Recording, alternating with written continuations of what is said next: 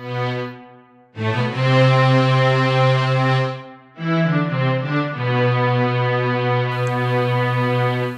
ke faruwa ne?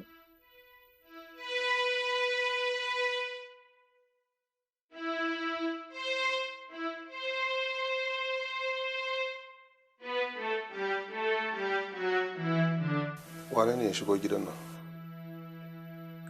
Ba wanda ya shigo. Au, na manta.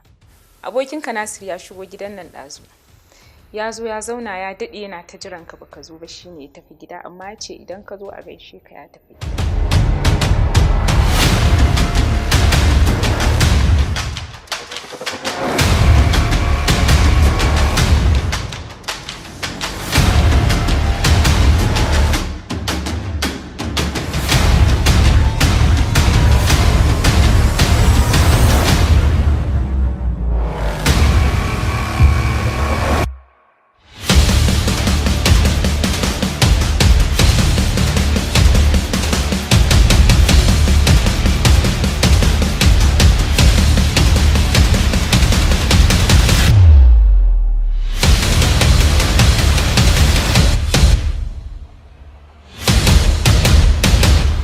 Ni kan ko wani ne ya ɓata ma rai a waje.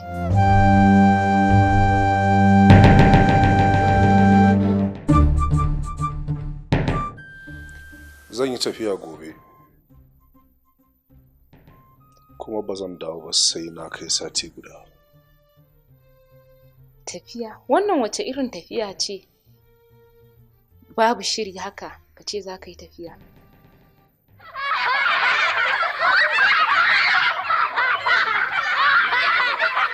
Mafarauci idan zai yi farauta baya buƙatar sai ya sanar da abin da zai farauto lokacin da zai je da kuma irin salon harbin da zai wa abin da yake son ya farauto. Sai dai kawai lokaci guda ta jiya ta san mata. Ni fa ban gane maka ba.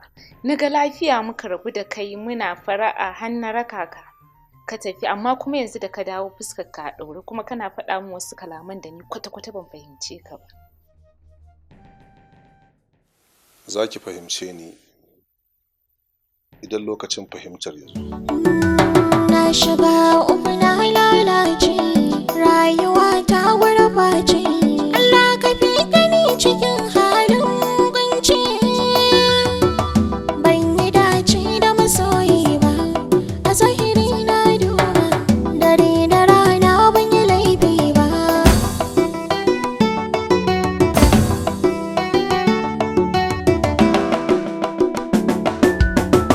Barkono ne, namiji barkono ne, namiji barkono ne ko ba haka ba.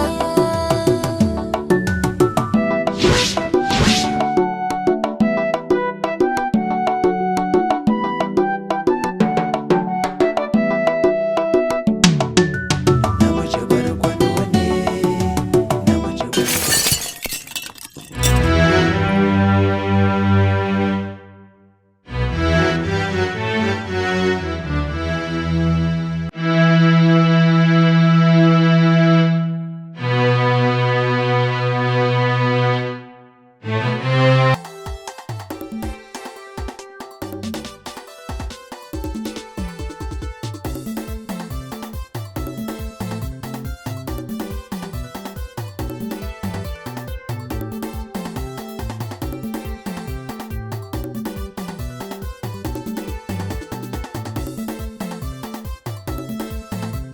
Waye ne?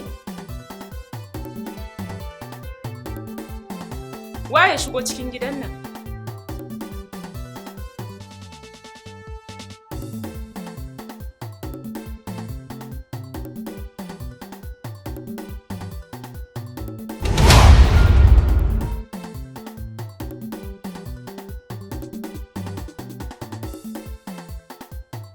Lafiya?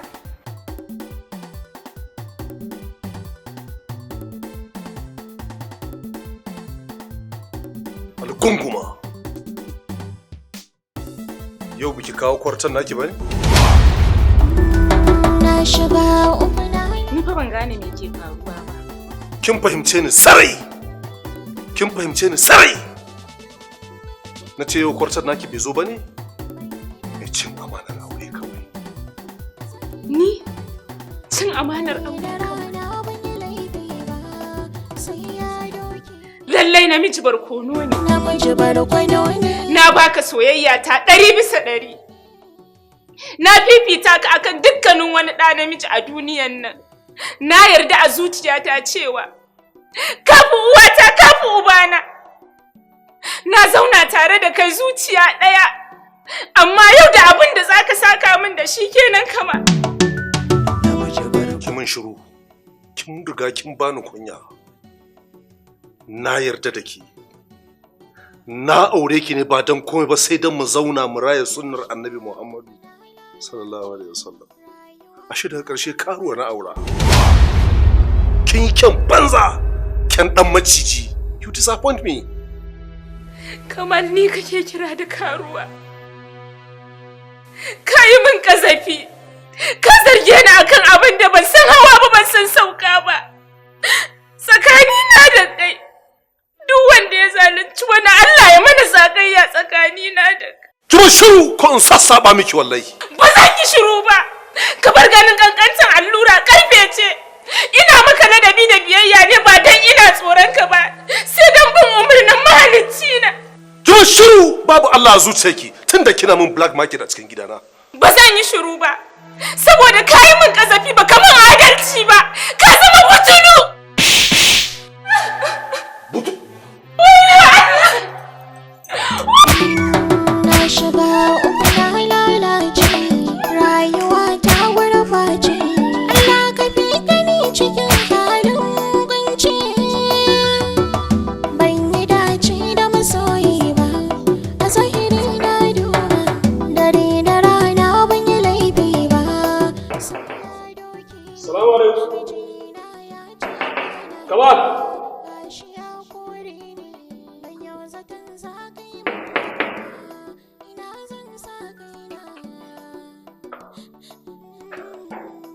Salamu alaikum.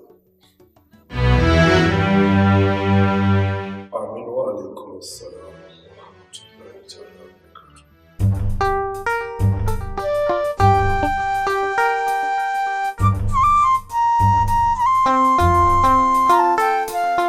Kamal.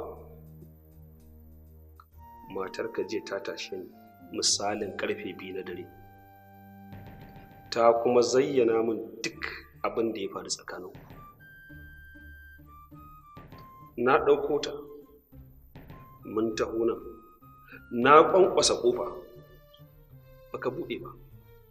Na kira ka a waya kama, baka ɗauki wayata ba. To yanzu fi sabilillahi.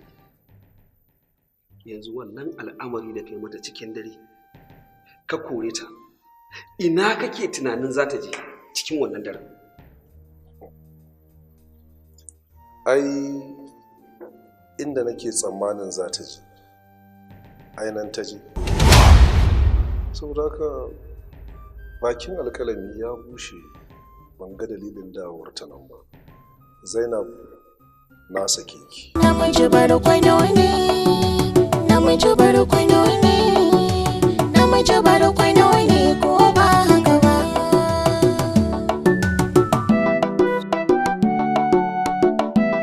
Haba Kamal, ya za ka yanke wannan irin ɗanyen hukunci sai ka ci wanda bai makaranta ba? To yanzu menene amfanin abokantakan tamu da kai? Idan har za ka yanke irin wannan hukunci baka nemi shawarata ba. Kai Nasir, a tarihin duniya ban taɓa jin inda aka ce mace ɗaya ta auri mazaje guda biyu ba. Ƙarya ne. Sa'annan kuma ba za a fara a kaina ba. Ok, dama ka bani aikin yi ne da gidan zama don ka nemi matata? Ka je na bar maka ita. Congratulations, mace amana. Karbi.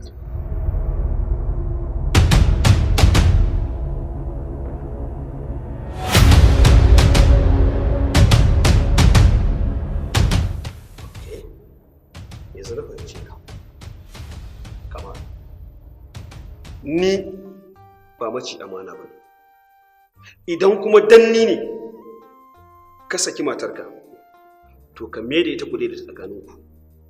Don wallahi na rantse da Allah Kamal babu abin da yake tsakanina da matarka.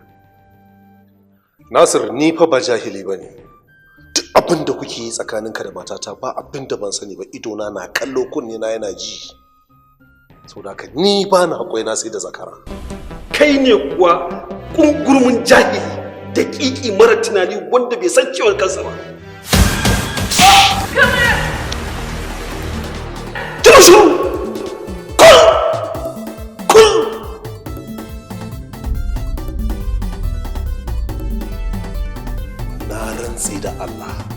Na rantse da Allah zan iya kisa akan matata.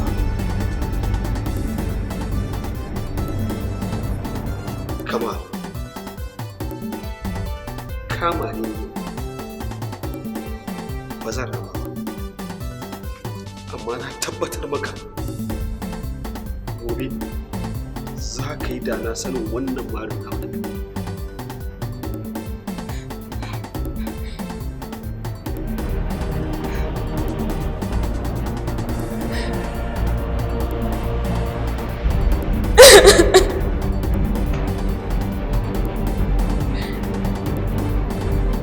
Zainab, kin tsaya nan me kike jira? A sai ki bi shi ga can ya tafi. Ki je ku ci gaba daga inda kuka tsaya. Allah ya ba mu alheri. Namiji barkwano ne, namiji barkwano ne, namiji barkwano ne ko ba haka ba.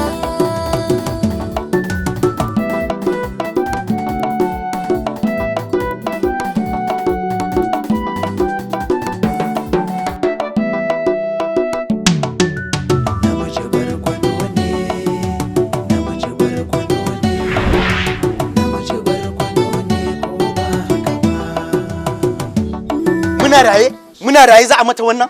Wallahi bai isa ba, yau zai sanya da kiyayarmu. Wallahi in bai san tana da dangi ba wallahi sai ya sani, saboda sai ya gwammace kiɗa da karatu. Haka nake so ƴaƴana ku je ku tara mai na jaki, saboda ni ƴa na bashi ba baiwa ba. Mun gode mama. Kai, ku dakata, ku dawo, ku tsaya mu ba abin da idan basira, mu ba abin a hankali don kan mu zo mu ji kunya. Haba Alhaji, ai kunyar mara kunya asara ne, jibi inda ya mata duka, ya mata zane a jikinta raɗa-raɗa. Haka ne, ni kaina abin ya min ciwo, ban ji daɗin abin da ya faru ba, amma tsakanin mata da miji sai Allah. Ba a shiga tsakaninsu, sai mu ji ta bakin kowanne daga cikinsu sannan za mu yanke hukunci. Ko kuma ba ruwanku da magana aurensu, kan ƙara jin wani ya sa baki a cikin maganansu. Kuna ji na? Ku tafi abinku. Ke haƙuri, an jima zan ce. Ke kuma ke haƙuri, insha Allah komai zai daidaita. Namiji barkwano ne, namiji barkwano ne. Ki kwantar da hankalinki, kin ji? Inda ina raye ba wanda zai ci zarafinki, kuma sai ya san me isa ma ida keki.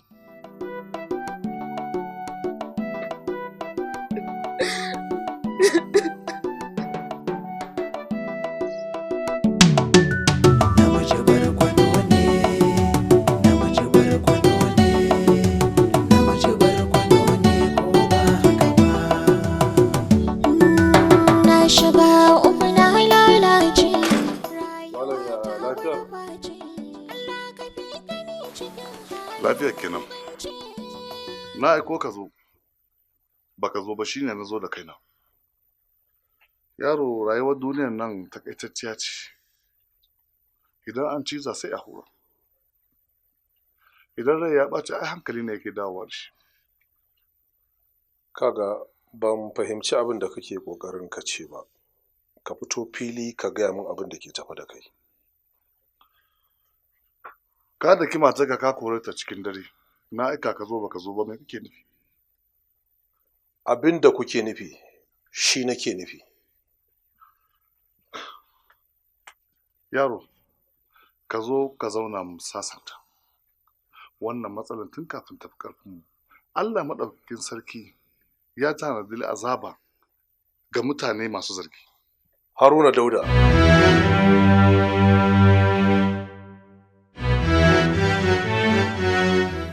Ko ba sunanka ba kenan?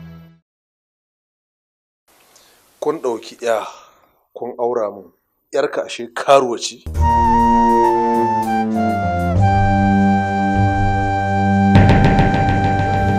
Kuka lullube ta kuka kamu?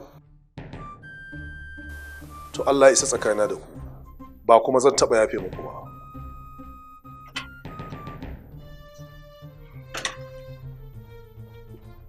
Gaskiya ba auren ta budurwa sai ta zama bazawara.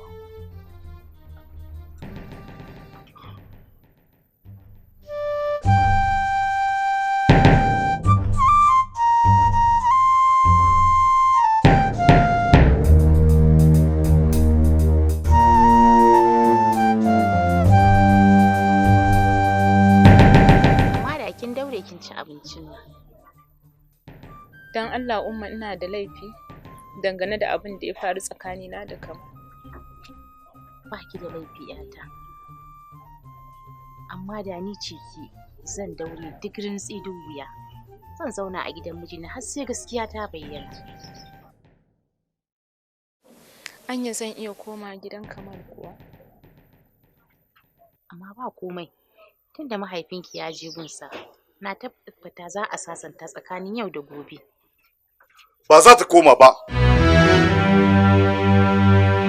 Na ce ba za ta koma ba.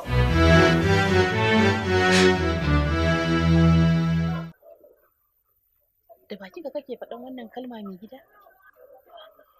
Burin kowane uba ya ga yarsa a gidan miji. Yakan haƙura in ya fuskanci mijin butuli ne. Na je gidan Kamal, ya wulaƙanta ni. Ya kalli tsabar ido na kira ya ta karuwa.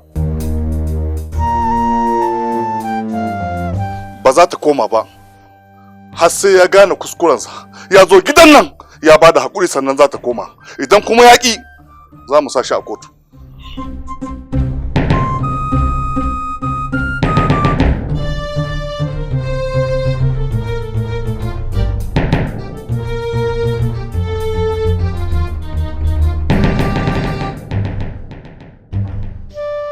Assalamu alaikum wa rahmatullah wa barakatuhu.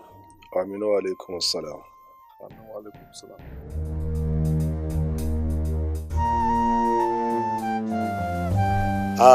A matsayina na alkali kuma aminin Malam Haruna, ina ganin wannan al'amari ya kamata mu sulhunta shi a gida ba sai mun je kotu duniya ta san abin da muke ciki ba. Wannan gaskiya ne. Kamal, wannan zargi da kake wa matarka babban al'amari ne wanda yake buƙatar dogon tunani. Don haka kafin a je kotu ta yanke hukunci, na baka dama na wani lokaci don ka je ka dogon tunani. Allah ya gata malam, ni magana akan lokaci magana guda ɗaya ce. Matata tana cin amanata domin ni ba zarginta nake ba. Wato a ƙa'ida ta shari'a idan aka samu matsala irin wannan, wato sai an yi li'ani, rantsuwa tsakanin ma'aurata kafin a yanke hukunci. Allah ya gata malam, na rantse matata tana cin amanata don matata fasika ce. Na rantse da Allah ban aikata abin da mijina yake zargi na da shi ba.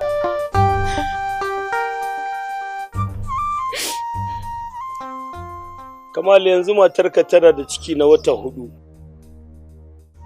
Me za ka ce akan wannan al'amarin? Allah ya gata malam, wannan ciki ai ba na bane, a kai shi kasuwa kawai. Namiji barkwano ne, namiji barkwano ne, namiji barkwano ne ko ba haka ba. Zainab, inna lillahi wa inna ilaihi raji'un. Zainab! Zainab! Wai Allah na. Zainab! Zainab!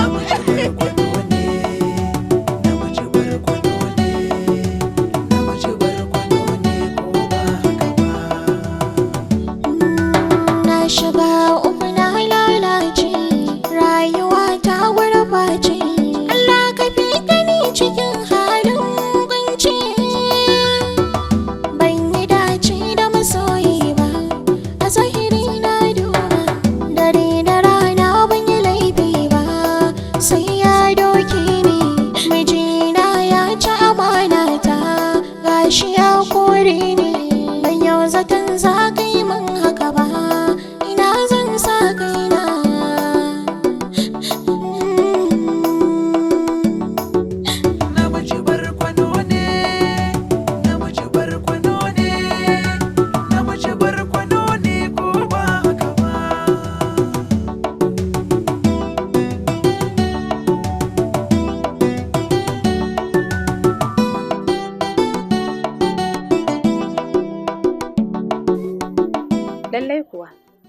Namiji barkono ne.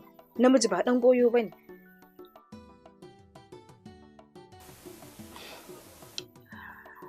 Ai dama duk yadda ta ɗauki namiji uba, to babu shakka sai ta mutu marainiya. To bari in gaya miki. Kar ki sake wannan abin da ya faru har ya kashe miki zuciya. Bari in gaya miki ce, har yanzu da sauran ƙuruciyarki, akwai jini a jikinki. Wannan rabuwa da kika yi da mijinki shi ne fi miki alkhairi. Dan yanzu ne za mu kai ki inda za ki ci duniyarki da tsinki. Kin gannin nan? Sunana Binta Shagala, uwar shagalallu. Babu shegiyar yadda bata san da ba a cikin garin nan. Zan haɗa ki da gwamnoni, na haɗa ki da ministoci, ke har ma da 'yan majalisu. Ki sakata ki wala, ke ma ki sha ruwan ɗan wake da mai, saboda ki samu ki faso gari. Kin gani nan da aure na nake fita in fantama a gari. Ban yarda da zama wuri ɗaya ba, saboda an ce rayuwar yanzu sai da raba ƙafa.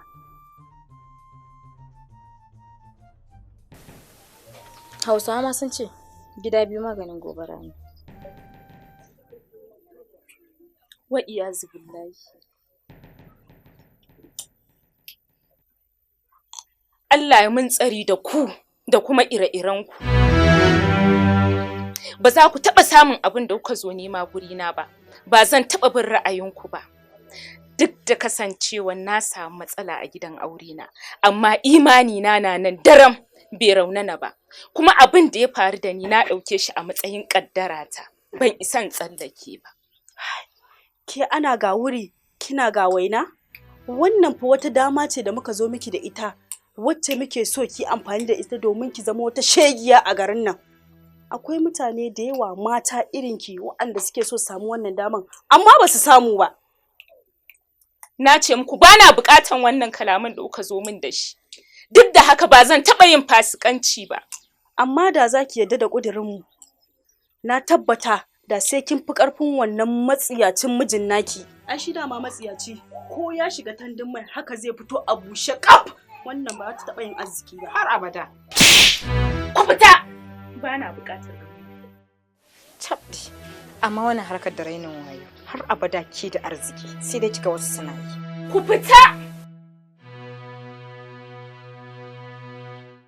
Ku je can ku ƙarata da ƙazamin arziki.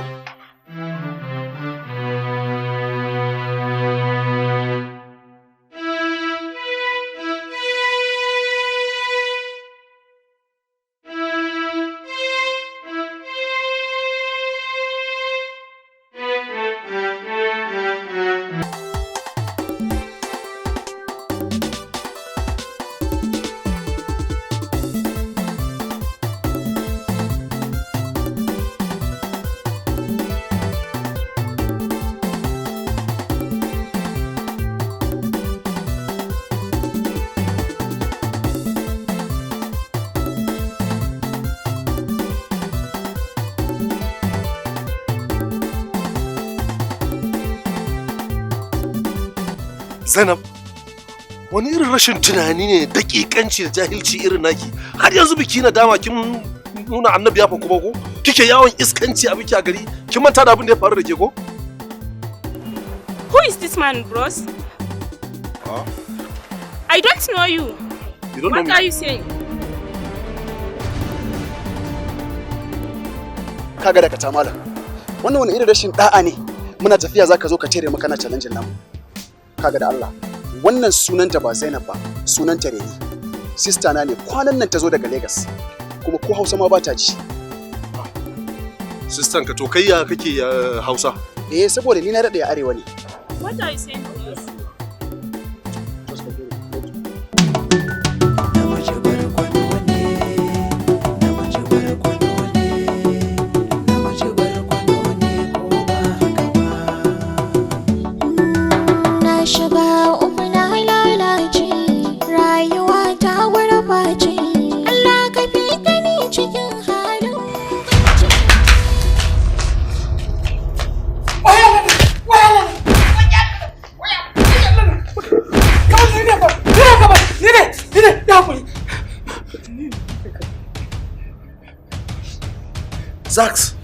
lalle na auna arziki. Yanzu inda wani ne ya kama ni ba kai ba Kamal, ai da kashi na ya bushe. Me kawo ka gidana? Ba gidanka nake zuwa ba. Ina zuwa gidan Oga Nasir ne. In zan fita ne sai in zagayo ta kofar gidanka dan kar ya gani. Subhanallah. Matar shi ce take kira na. Kullum bayan ya fita ni sai in shiga cikin gidan. Amma dan Allah kai hakuri, wallahi ba zan sake ba. In Allah yarda zan canja wannan mummunan halin nawa. Bari in baka shawara. In na sake ganin ka anan zan karya ka kuma sai na gaya wa Nasir. Na rufa ma asiri for today. Tashi ka baro.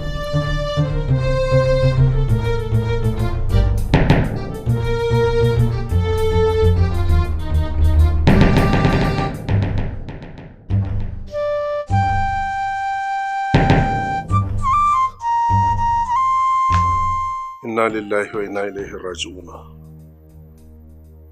Lalle manzo Allah ya gaskiya.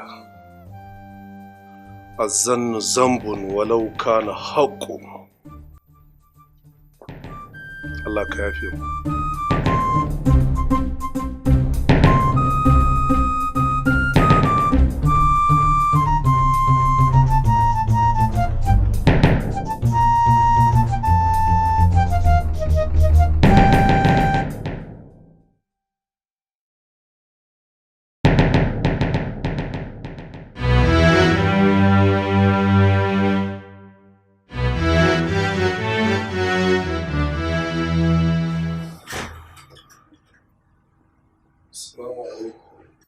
Alaikum assalam.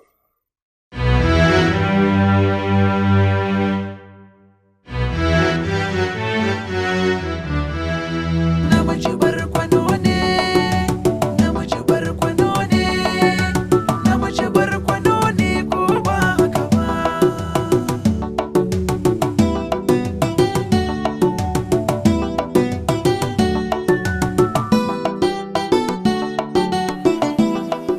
Nasir, in ba yarda ba zamantakewar da za ta jurewa jarabawar lokaci.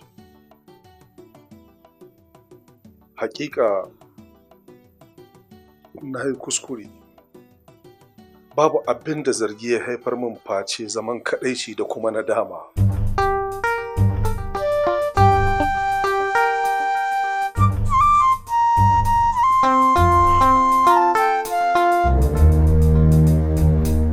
Nasir, ka kyautata mu.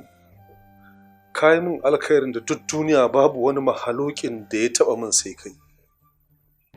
Amma daga ƙarshe, na saka maka da mafi munin zargi. Nasir, ka yafe min. Ka yi haƙuri, ka yafe min don girman Allah abokina. Ka yi haƙuri don Allah. Tashi Kamal, ai ba za a yi haka ba.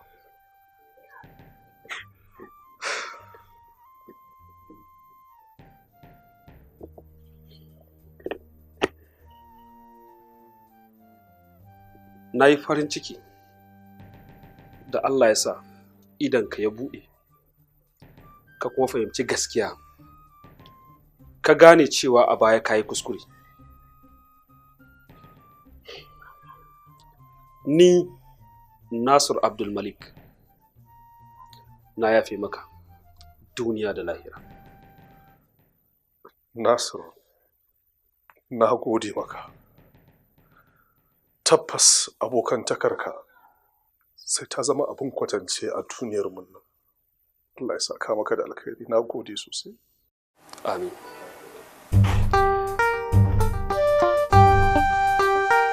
Bismillah, zauna. Nasir, wallahi ban ci ta zama ba, ba kuma zan iya zama ba. Tunda Allah ya sa ka yafe mu, na ji daɗi. Allah ya saka maka da alkhairi. Amma ka taimake ni, ka je gidansu Zainab. Ka samu Zainab, ka sami iyayenta, ka nema mun gafararsu, ka kuma gaya musu cewa na fahimci kuskure na kuma yi nadama su yafe mun dan Allah. Kamal, ba zan shiga maganar da ke tsakaninku da Zainab ba. Ka je ka warware ta da kanka.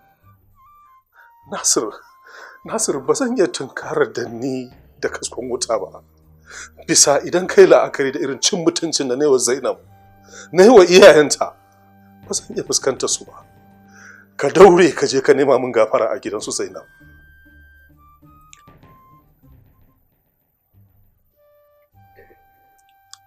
Kamal,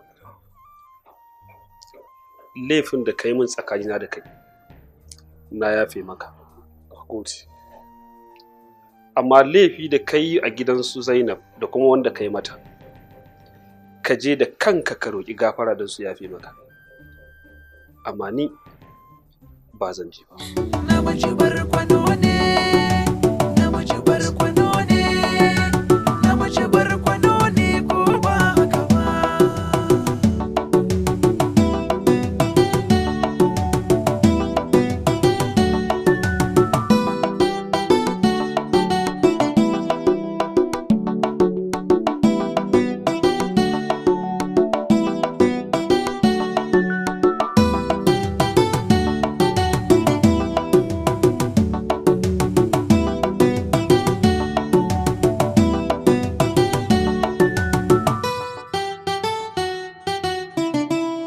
Namiji barkwano ne, namiji barkwano ne, namiji barkwano ne ko ba haka ba. Assalamu alaikum. Assalamu alaikum. Assalamu alaikum. Amin wa alaikum salam. Waye ne? To me? Lafiya.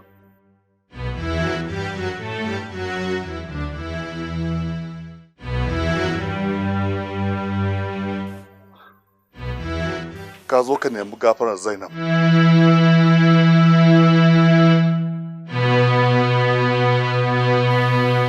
Ina hankalinka yake lokacin da ka tozarta Zainab ka wulakanta ta?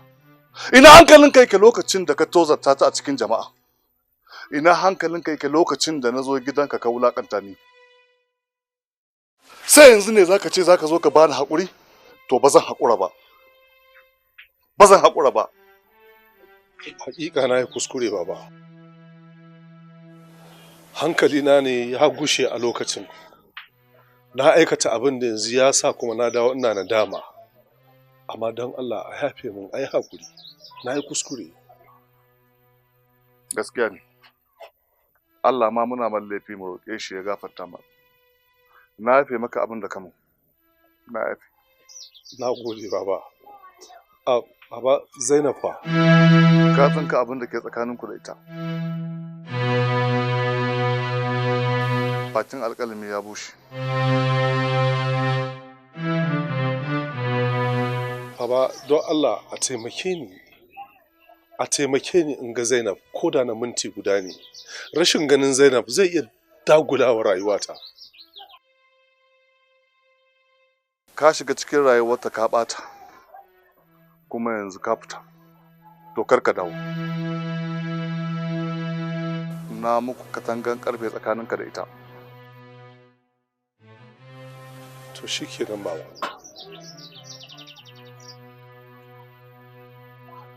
Baba idan ba zan samu daman ganin Zainab ba, ina neman alfarma da a miƙa mata wannan wasiƙar ta karanta don Allah. Waye wanda ne nake ji murya kamar wannan mara kunya? Hajiya ina wuni. Da ban wuni ba za ka gani? Ba za ka bar gidan nan ba? Wallahi in baka fita ka bar gidan nan zan maka rashin mutunci. Zan ma illa fa. Ba za ka fita ba ko ina zuwa. Hajiya.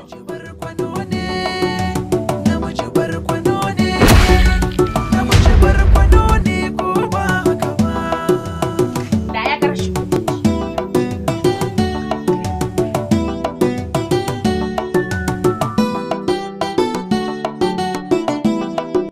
Na yi iya ƙoƙarina don na samu ganinki in baki haƙuri, amma hakan bai yiwu ba. Idan wasiƙar nan ta same ki, to gwiwoyina a ƙasa. Na yi nadamar abin da ya faru. Kin nuna min ƙauna ta gaskiya. Tsakani da Allah, amma shaiɗan ya yi amfani da so da zafin kishina da nake da shi. Ya ingiza ni ga yanke hukunci ba a cikin hayyacina ba. bani da wata kalma ta baki wacce za ta nuna miki ban haƙuri na. To amma ki sani ni na ɗimauce, na shiga duniya ba tare da na san inda na nufa ba. Na tafi da sanki, zan ci gaba da sanki har abada. Naki Kamal Shamsuddin.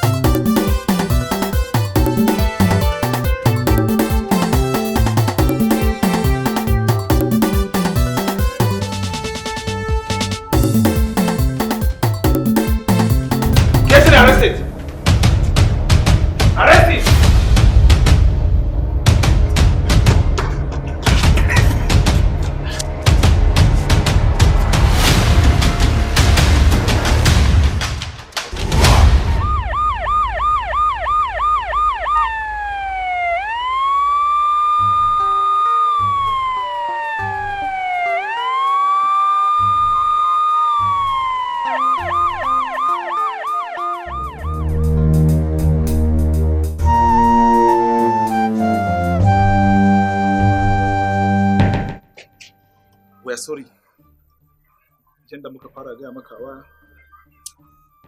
mun samu matan ka cikin ɗaya daga cikin dakuna na wannan wata an kashe ta, sannan kuma an cire mata idanuwa guda biyu, wasu gabobi kuma daga cikin cikinta duk sun cire. Kenan muna tunani ta hadu ne da masu amfani da gabobi mutane wajen nima abin duniya, kenan ritualist. Amma mu 'yan sanda za mu yi kokari duk abin da ya kamata mu, wanda aiki ya ba mu dama mu za mu yi har mu gano su waye da suka aikata wannan abu. Kwarai kuwa a yanzu haka ba mu da wani kwakwarar hujja, amma wannan mutumin da aka wuce da shi shine mutumi na farko da muke zargi, saboda bisa ga alamu yana da alaka da wayanda suka yi wannan aika-aika. Yadda ya faɗa haka ne, he is our principal suspect. Za mu yi aiki a kan shi to unravel some mysterious around this incident. We'll try our best. Thank you. Ina so ka kwantar da hankalinka, kuma ina fatan za ka ba mu haɗin kai wajen gudanar da wannan binciken. Insha Allah, a shirye nake in ba ku duk wani haɗin kai da kuke bukata. Yi abin da nake bukata don Allah.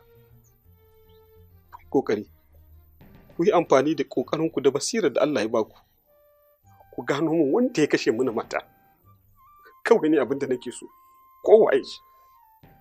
We are sorry. We'll try our best. Allah ba mu nasara.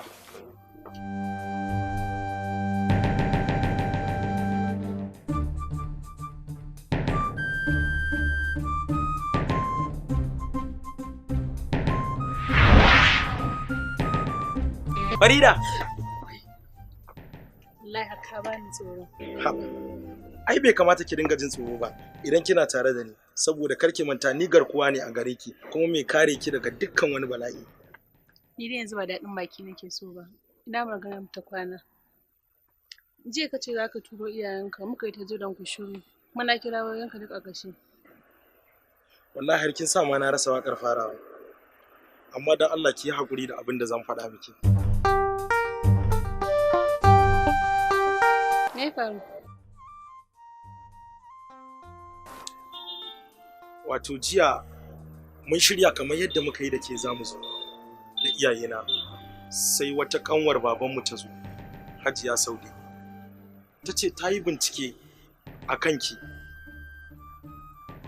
cewa baki da uba. wai tun kafin a haife ki mijin mahaifiyarki ya sake ta saboda ta ci amanar aure. Sa'an nan kuma cikin da take dauke da shi wato ke kenan ba 'yar shi bace.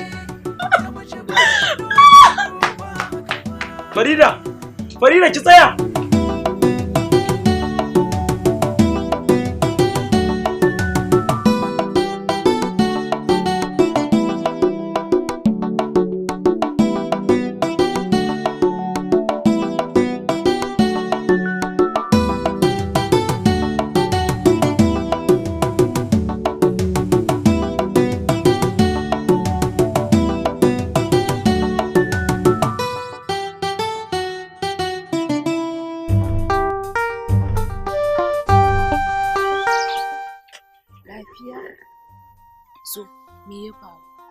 Mama sau uku ake zuwa maganan aure na. Kowanne sai a fasa. Mama ni ki gaya min asalin tarihi na. Kin ce babana ya mutu, to bashi da 'yan uwa ne. Ni ki gaya min garin su zan je in neme shi.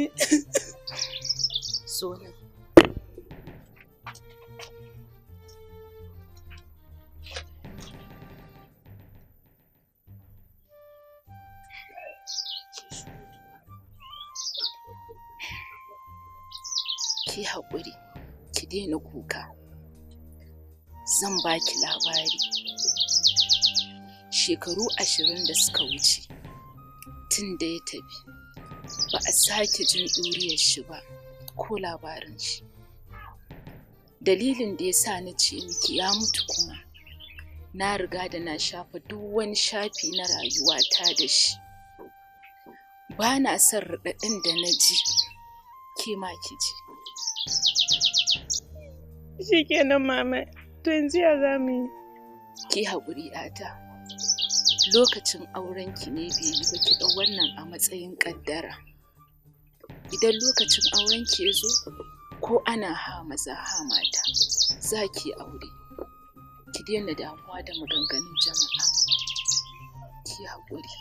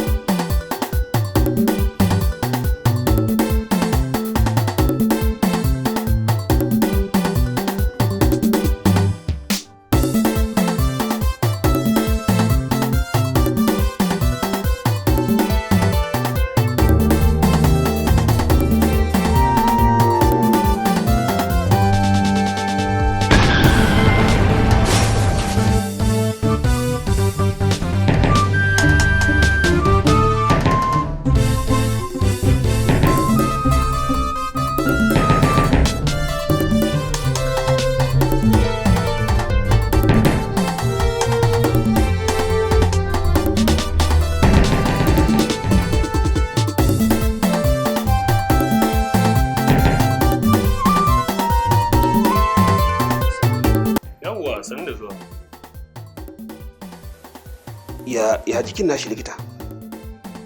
A jikin shi da sauki sosai. Kurjewa ba wai buguwa yi sosai ba, da sauki. To masha Allah, masha Allah. Kana ganin zan iya magana da shi? For sure.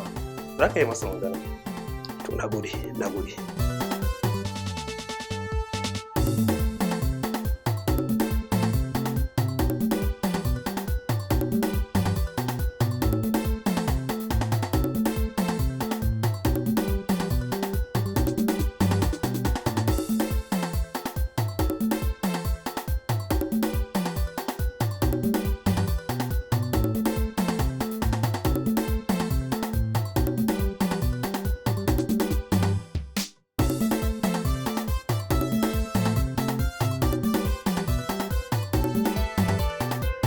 Sani baba,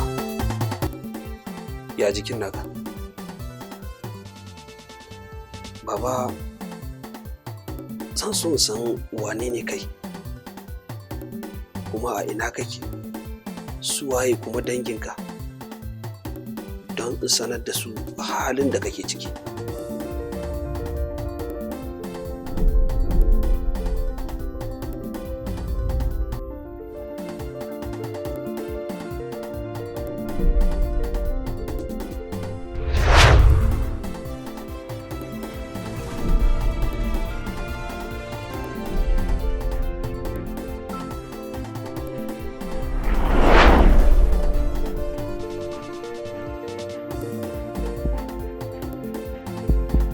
Kamal!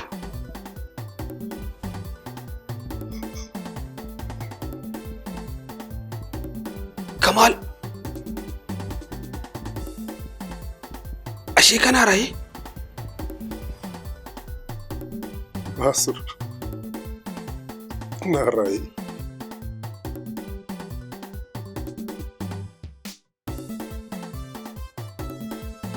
Rayuwata ba ta da bambanci da matacci.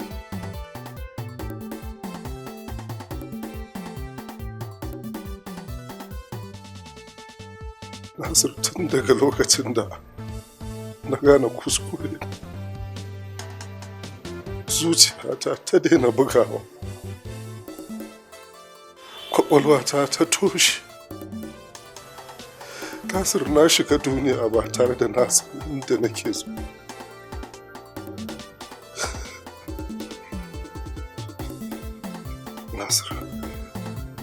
Nasir, ina Zainab, ta aure ko? Auren ta uku, amma duka ba wanda ta zauna. Saboda rashinka. Saboda ni kuma? Ƙwarai da gaske.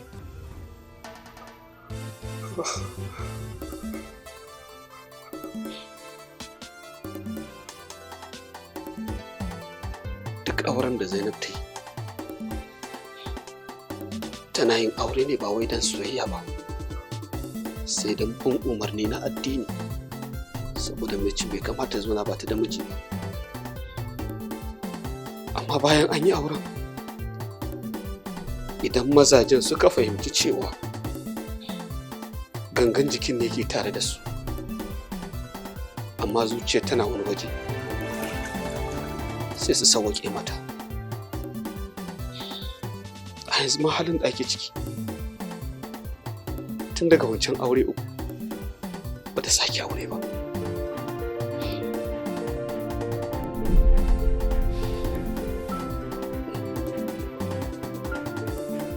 Cikin da ka bar Zainab da shi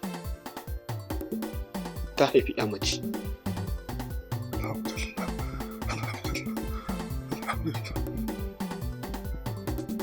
Sunan 'yar Farida. Idan ka ganta, kamar ku ɗaya, kamar an tsaga kara. Ta gama makarantanta, amma har yanzu auren ya gagara saboda rashinka. Saboda rashina? Kwarai da gaske. duk saurayin da ya zo da niyyar zai aure ta har sai an yi magana an kawo maganan aure sai daga baya a zo a ƙi auren sai a ce ita shegiya ce ba ta da uba. To amma yanzu alhamdulillah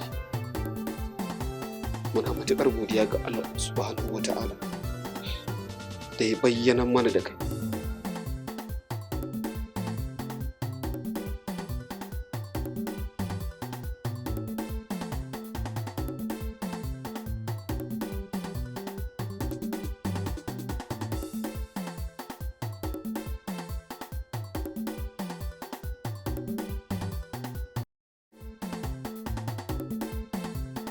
Kama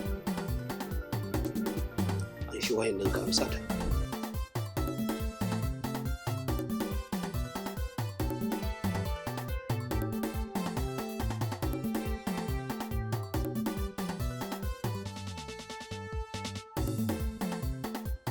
Salamu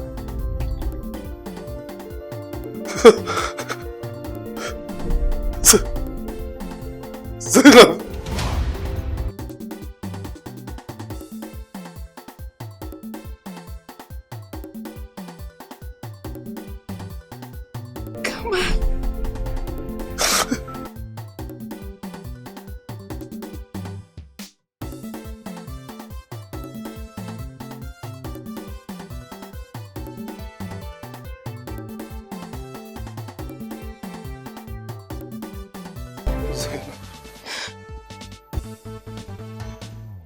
Zainab, ki yafe mun dan Allah domin na san na yi miki kuskure, na yi miki laifukan da ba za su taɓa musultuwa ba. Ki yafe mun dan Allah. Kamal, na yafe maka duniya wa lahira. Farida.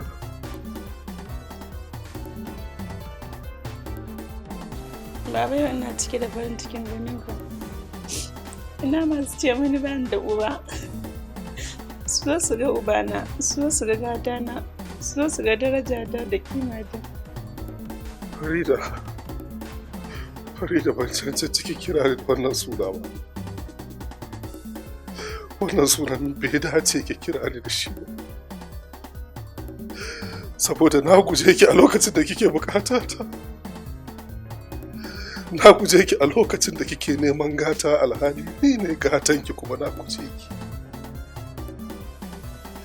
Na guje ki a lokacin da kike so ki alfahari da mahaifinki na raye amma na guje ki. Farida ki yafe mun. Idan biki yafe mun ba, ban san da wace fuska zan je ga Ubangiji da ba. Babu ganin ka da ni yau ya wanke min duk abin da ka mun a can baya. Na yafe maka. Farida, Allah miki albarka. Allah miki albarka.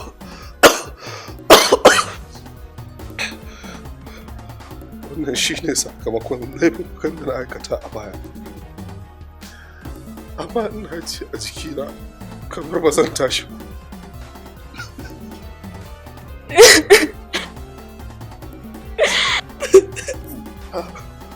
Ku daina kuka. Zainab, ku daina kuka. Ku daina kuka. Addu'a nake da bukatar ku yi min. Wataƙila zan samu sassaucin kwanciya a cikin kabari na. A Kamal, insha Allah ba za ka mutu yanzu ba. Za ka tashi.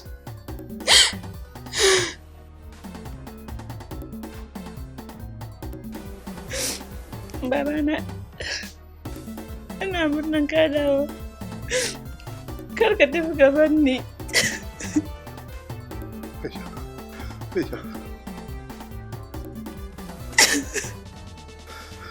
Nasir, kamar wani alkawari guda ɗaya.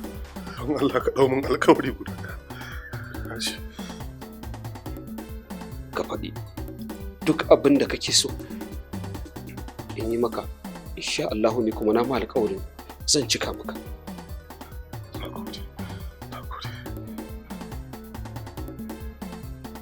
Nasir, na san ka auri Zainab.